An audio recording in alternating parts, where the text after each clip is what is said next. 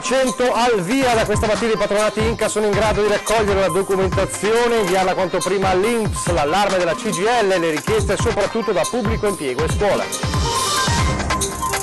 Crisi Stefanella attesa per l'incontro di venerdì a Roma tra aziende e sindacati al Ministero per lo Sviluppo Economico, rabbia e amarezza per il piano Esuberi che azzera Ponte di Piave, pronto il pacchetto di scioperi.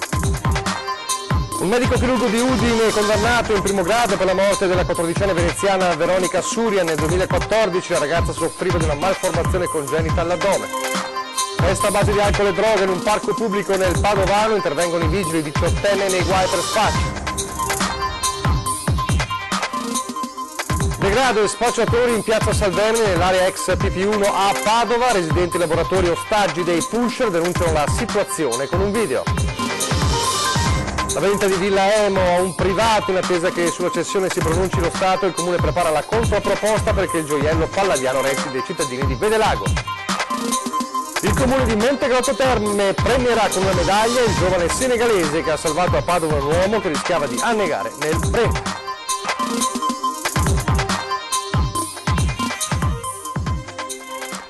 Telespettatori di Antenna 3, buongiorno, bentrovati, la prima edizione dei nostri telegiornali e dunque quota 100 al via, è partita infatti la corsa concretamente per presentare la domanda perché da stamane, da oggi i patronati Inca sono in grado di ricevere quindi le eventuali richieste, a far avviare di fatto la pratica per poi portarla all'INPS, una platea di oltre 40.000 veneti. E c'è anche però l'allarme della CGIL che dice i maggiormente interessati, coloro che in questi giorni hanno già chiesto informazioni, sono soprattutto del settore del pubblico impiego e della scuola. Quota 100 è iniziata la corsa per presentare la domanda. Da questa mattina gli uffici Inca sono in grado di raccogliere la documentazione e inviarla quanto prima all'INPS.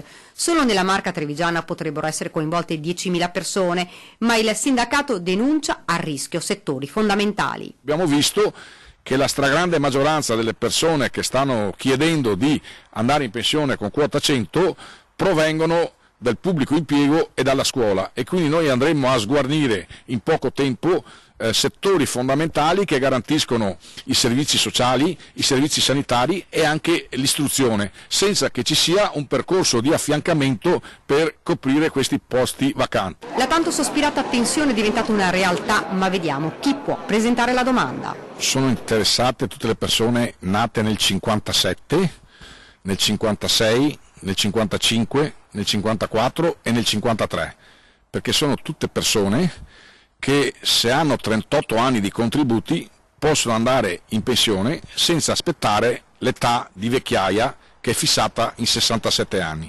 Oppure, spiega Barbiero, possono andare in pensione le persone che hanno 43 anni di contributi indipendentemente dall'età, ma alla quota 100 esiste anche un limite da non sottovalutare. Noi sappiamo perfettamente che nelle 5 classi che dicevo prima di nati dal 57 in giù ci sono molte persone, tra cui donne, dove sostanzialmente gli anni di contributi sono 20, 25, 27, quindi non arrivano alla soglia dei 38 e questo è il limite di questa quota 100, perché queste persone alla fine, se sono disoccupate, restano senza lavoro e senza pensione. Il sindacato infatti ha chiesto che l'elemento di flessibilità di uscita a 62 anni valga anche per le persone che abbiano 20 anni di contributi.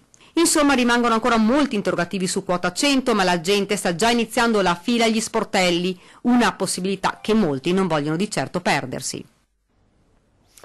Un'altra critica alla manovra e al governo arriva da Confartigianato, dalla CNA, ed è un altro tema delicato, partito proprio a gennaio, quello della fatturazione elettronica, con già i primi disservizi. Circa il 20% delle fatture elettroniche emesse o ricevute in Veneto dagli sportelli della CNA hanno riscontrato problemi e sollevato disagi. A renderlo noto la stessa associazione di categoria degli artigiani, che gestisce per le aziende oltre 5.000 fatture al giorno e imputa la stragrande maggioranza dei malfunzionamenti ai sistemi informatici dell'Agenzia delle Entrate. Noi abbiamo cercato in qualche maniera di preparare le imprese e di renderle pronte dal 1° di gennaio, mentre in qualche maniera il programma e la gestione da parte centrale è ancora in difficoltà, insomma non funziona come dovrebbe funzionare. Il problema principale consiste nel mancato recapito delle fatture da parte dell'Agenzia delle Entrate all'indirizzo prioritario scelto dall'impresa.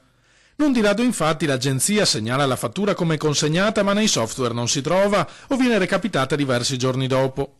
Inevitabili disagi e costi per le imprese che subiscono questo disservizio destinato a peggiorare nelle prossime 48 ore.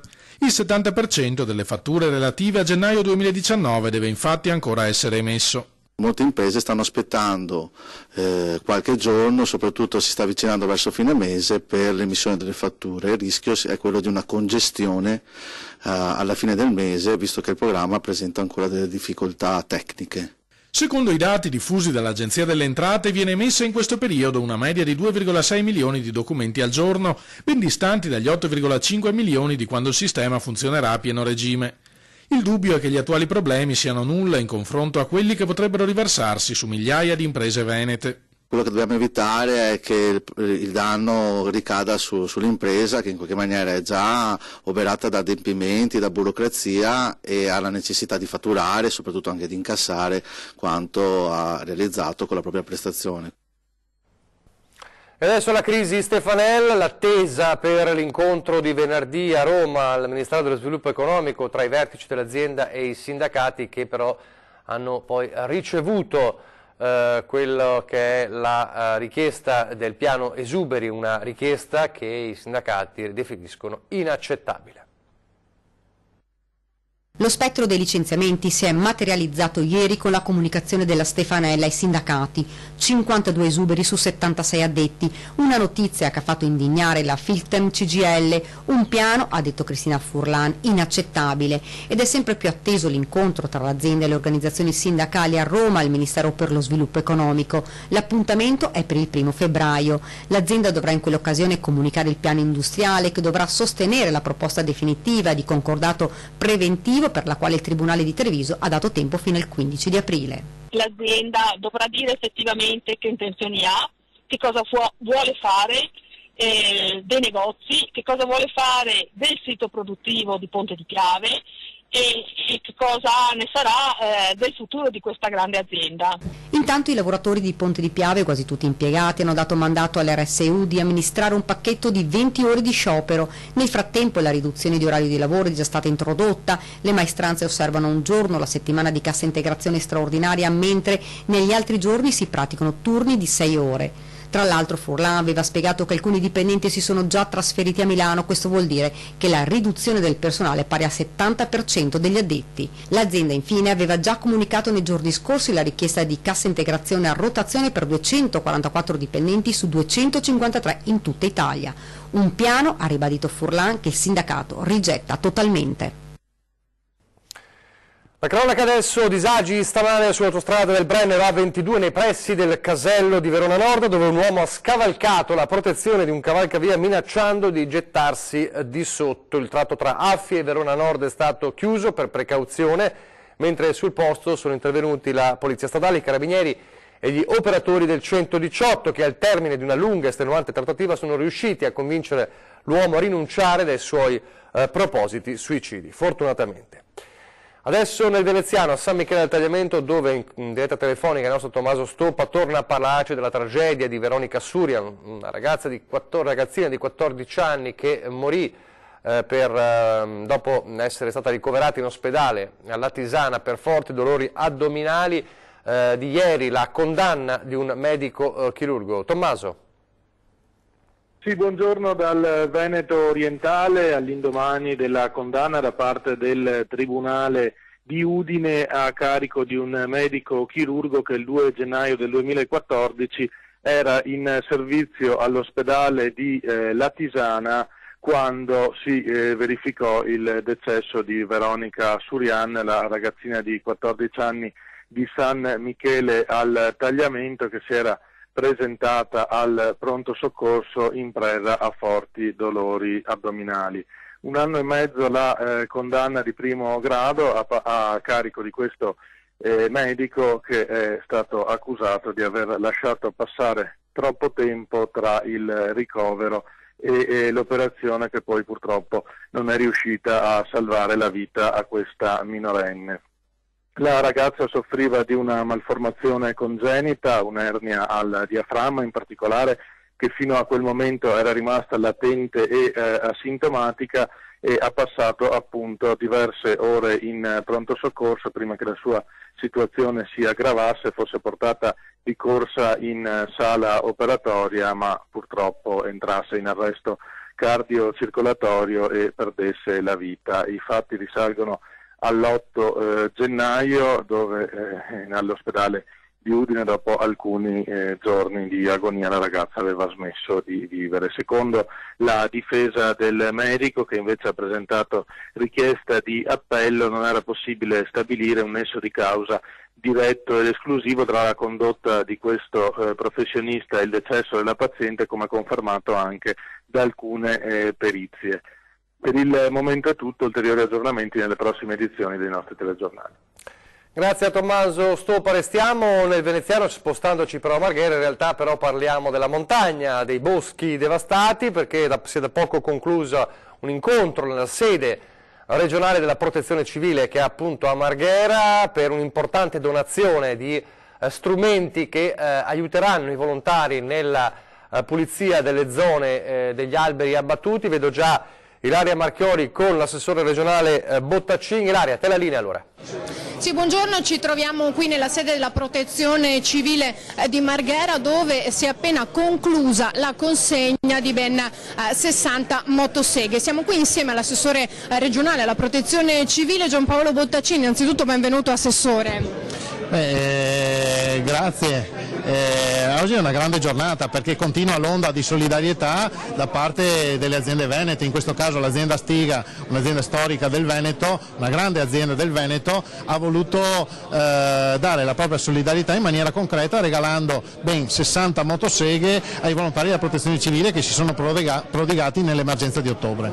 Ecco assessore, come verranno utilizzate? Si sa già, è da decidere? Ma le abbiamo distribuite un po' alle varie associazioni, gruppi di protezione civile. In Veneto siamo fortunati, abbiamo 451 organizzazioni di protezione civile, quindi abbiamo cercato di darle un po' in maniera distribuita, in base anche agli interventi che hanno fatto a seguito degli eventi dell'autunno scorso.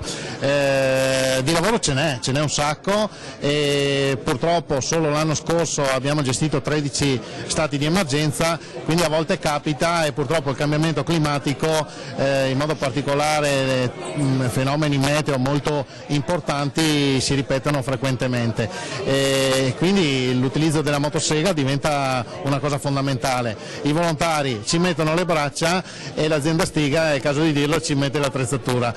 Una donazione del genere è una donazione assolutamente importante, perché li rinvigorisce, non che ne abbiano bisogno. I volontari, quando li chiamiamo, corrono sempre, anzi abbiamo il problema a volte di tenerli tranquilli, perché vorrebbero partire tutti, però è chiaro che quando vengono fornite attrezzature, in questo caso nuove, all'avanguardia, credo che insomma i volontari abbiano comunque una soddisfazione ancora maggiore rispetto a quella che viene data con i ringraziamenti, con la paga sulla spalla, insomma. Ecco assessore, noi sappiamo, perché l'abbiamo documentato, l'abbiamo fatto insieme con tante ore anche di diretta, abbiamo seguito tutte le zone. Ad oggi qual è la situazione? Ma la situazione, diciamo che è complessa, ma lo sapevamo fin dalle prime ore, no? Il capo dipartimento della protezione civile aveva definito lo scenario apocalittico, e stiamo parlando del capo dipartimento, quindi uno abituato a vedere scenari complessi. Abbiamo ripristinato l'energia elettrica e la viabilità, apparentemente sembrerebbe tutto tornato normale, non è così, l'abbiamo detto fin dalle prime ore. Abbiamo una serie di frane e di rischi idrogeologici nuovi da monitorare e da gestire, abbiamo tutta una viabilità secondaria da ripristinare, abbiamo 28.000 ettari di alberi schiantati che in alcuni casi non possiamo rimuovere subito, perché gli alberi schiantati fanno da paravalanghe, abbiamo siti valanghivi nuovi che stiamo monitorando. Anche questa mattina c'è stata una riunione in prefettura a Belluno per gestire la nevicata che ci sarà fra giovedì e venerdì, quindi stiamo cercando di gestire tutto al meglio, sapendo che se abbiamo avuto 600 milioni di euro di danni sulla viabilità e sulle opere di difesa del suolo, vuol dire che la soluzione di tutti i problemi non può esserci nel giro di un mese, neanche due, ma ci vorranno un paio d'anni. Noi stiamo lavorando in questo momento, ci sono 172 cantieri aperti solo dalle società regionali. Ecco, Assessore, noi sappiamo anche che insomma tanto del lavoro è stato possibile grazie alla forza anche di volontà dei veneti stessi. Lei poco fa ha fatto un paragone con altri territori del nostro paese che sono stati colpiti, a dimostrazione della differenza anche del lavoro che viene svolto sul territorio quando ci sono queste situazioni di emergenza. Mi viene in mente Amatrice. Ma guardi, ci chiamano un po' in giro per tutta Italia. 2 settimane fa hanno fatto una riunione la Commissione Grandi Rischi del Dipartimento Nazionale della Protezione Civile e ha citato il caso Veneto come caso esemplare di gestione dell'emergenza e del post-emergenza. È chiaro, nessuno ha la bacchetta magica, mi rendo conto che qualcuno vorrebbe che il giorno dopo un evento come quello che è accaduto, oltre 1,5 miliardi di danni, fosse tutto ripristinato in tempo zero. Ovviamente non è possibile. Io prima ho fatto una battuta, in centro Italia sono passati 2 anni, sono ancora nelle tende. Non credo che fra 2 anni in Veneto saremo nella situazione in cui sono in centro Italia, anzi non lo siamo già adesso. Chiaro che per arrivare dappertutto ci vorrà un po' di tempo. Stiamo ragionando per priorità, prima si interviene dove il rischio è più elevato e poi si interviene dove il rischio è meno elevato, ma arriviamo dappertutto. Ringrazio l'assessore Bottacin per averci illustrato anche qual è la situazione. Qui dalla sede della Protezione Civile di Marghera è tutto, restituisco la linea allo studio. Grazie a Ilaria Marchiori e Paola Barbato che hanno seguito per noi questo incontro, grazie anche all'assessore. Adesso pochi istanti di pubblicità, poi ancora la cronaca, torneremo a parlare dell'allarme droga. 100%. Rieccoci in studio in diretta alla prima edizione del nostro telegiornale a Padova, adesso a Campo d'Arsego, dove in un parco viene organizzata una festa a base anche di droga. Non hanno avuto paura del freddo i giovanissimi che si sono dati appuntamento nel parco pubblico di Reschigliano, frazione del comune di Campo d'Arsego, nel fine settimana. Hanno però esagerato sia con l'alcol che con la musica, tanto che i residenti infastiditi hanno chiamato gli agenti della polizia locale. I giovani, c'erano anche alcuni minorenni, sono stati accompagnati negli uffici della polizia e qui la sorpresa, dallo zainetto di un 18enne spuntata della marijuana e tutto il materiale per il confezionamento di dosi. Per lui, segnalato come assuntore, potrebbe profilarsi l'accusa di spaccio. E adesso, sempre nel Padovano e sempre l'allarme droga, vi mostriamo i video che ci ha mandato un nostro telespettatore per denunciare il degrado che affligge Piazza Salvemini, l'area ex PP1 nella città del Santo. Siamo andati anche a vedere com'è la situazione. Una ragazza cammina verso una delle recinzioni dell'area ex PP1, angolo di Padova, incastrato tra la stazione e via Trieste, da anni abbandonato al degrado. Eccola mentre fa un cenno con la mano. Dal muro si vede un'altra persona che tenta di scavalcare e dopo una breve conversazione le dà qualcosa, poi si allontana. Questi video li ha inviati alla nostra redazione un telespettatore esasperato dallo spaccio continuo che affligge la zona. La donna che vedete nelle immagini è una presenza quotidiana, ci scrive il telespettatore, che non vuole comparire per paura di ritorsioni da parte degli spacciatori. Lui lavora in piazzetta Salvemini, che si affaccia proprio su quella recinzione, e queste scene le vede ogni giorno. È proprio in pieno giorno, durante la pausa pranzo, che si notano i 2 volti di piazzetta Salvemini. Da un lato uffici anche prestigiosi, dall'altro quel che resta di una siringa ancora sporca di sangue.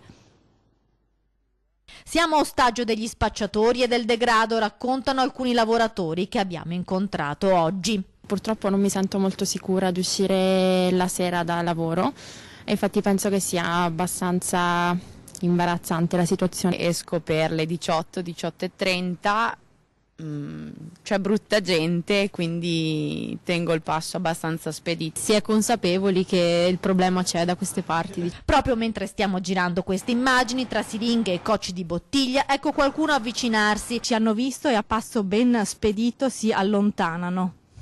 È attraverso questo muro che avviene il passaggio tra gli acquirenti di droga e i venditori, un passaggio che, come avete visto dai video che ci ha mandato il nostro telespettatore, avviene a tutte le ore ed è quotidiano.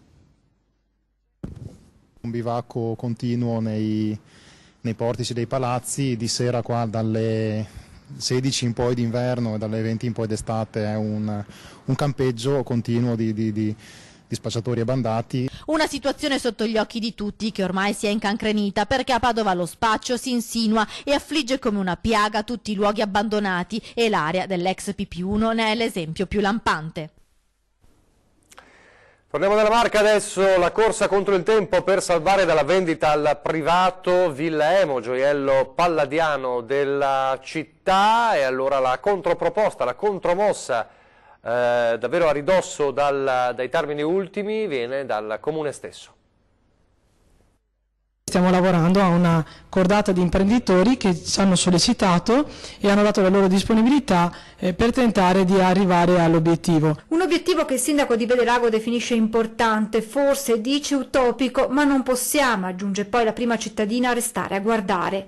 La volontà dunque è quella di una controproposta annunciata all'indomani della notizia che Credito Trevigiano ha detto sì alla vendita di Villa Emo ad un privato che al momento preferisce mantenere l'anonimato. Cristina Andretta esprime quella che è una preoccupazione non solo dell'amministrazione ma anche dei cittadini su quello che potrebbe essere il futuro del gioiello palladiano, patrimonio dell'umanità. Passando nelle proprietà di un privato che non è la banca del territorio, probabilmente la destinazione della villa sarà ben diversa. Se da un lato, continua il sindaco, sono comprensibili le ragioni della banca, dall'altra l'amministrazione ha un dovere. Noi d'altra parte però, rappresentando l'amministrazione e quindi la nostra comunità, cercheremo di fare tutto quello che è nelle nostre possibilità affinché questo bene resti aperto al popolo e sia ancora fruibile. Per raggiungere questo obiettivo si sta dunque lavorando ad una controproposta. Sentire tutte le parti in causa, tutti gli imprenditori che hanno sollecitato un intervento da parte dell'amministrazione comunale per vedere se c'è la fattiva possibilità di una cordata che possa acquisire Villa Emo. A Montegrotto Terme, dove il sindaco ha deciso di premiare il giovane senegalese che a Padova ha salvato un uomo che stava annegando nel Brenta. Il 25 aprile conferiremo a Ousmane Sissoko una medaglia come riconoscimento per il valore del suo generoso gesto. Il sindaco di Montegrotto Terme, Riccardo Mortandello, ha annunciato l'intenzione del suo comune di premiare il 21enne senegalese che si è gettato nel Brenta per salvare un 68enne che rischiava di annegare. Arrivato dalla Libia a bordo di un barcone nel 2016, ospite dell'ora chiuso hub di Bagnoli di Sopra e poi a Montegrotto allo SPRAR di Mezzavia, Sissoko è riuscito a regolarizzarsi e trovare un lavoro a Limena. Siamo in chiusura, vi ricordo l'appuntamento con le 13 fra pochissimo, mercoledì quindi è il giorno dedicato alla CGIL, si parlerà anche di quota 100, quindi non perdetevi questa puntata con Giacomo Vendrame, segretario generale della CGIL di Treviso, Michela Masier del patronato Inca di Treviso e Rosita Battain, segretaria FLAI Treviso. Questa sera poi 20:10 l'autonomia torna sotto i riflettori, è il nostro direttore Luigi Baciali a condurre la puntata di questa sera, lo farà con il professor Mario Bertolissi, costituzionalista. È davvero tutto, vi lascio alle previsioni del tempo, grazie per averci seguito e arrivederci.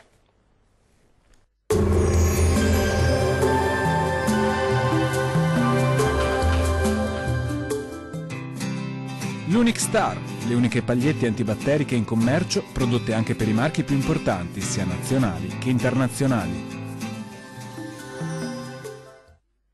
Ben ritrovati al meteo. Continua a prevalere il bel tempo sulle nostre regioni. Nel dettaglio sul Veneto ci attende una splendida giornata caratterizzata da un tempo asciutto e stabile e anche piuttosto soleggiato ovunque. Entro la serata non si esclude qualche piovasco a carattere sparso. Temperature minime tra -1 e 3 gradi, massime comprese tra 5 e 8 gradi. Diamo uno sguardo al Friuli Venezia Giulia. Anche in questo caso sarà il sole a dominare con il cielo che si presenterà sereno o al massimo poco nuvoloso dappertutto. Qualche addensamento dal pomeriggio e locali nevicate in nottata a bassa quota sulle Alpi. Temperature minime tra 1 e 5 gradi, massime comprese tra 7 e 8 gradi. Vediamo infine la situazione del Trentino Alto Adige. Il cielo si presenterà irregolarmente nuvoloso e spesso anche coperto e non si esclude qualche locale nevicata a bassa quota e localmente anche fino al piano sui settori meridionali. Neve localmente copiosa anche sul resto della regione. Temperature minime tra -1 e 2 gradi, massime tra 3 e 7 gradi. Dal meteo di Antenna 3 è tutto, arrivederci.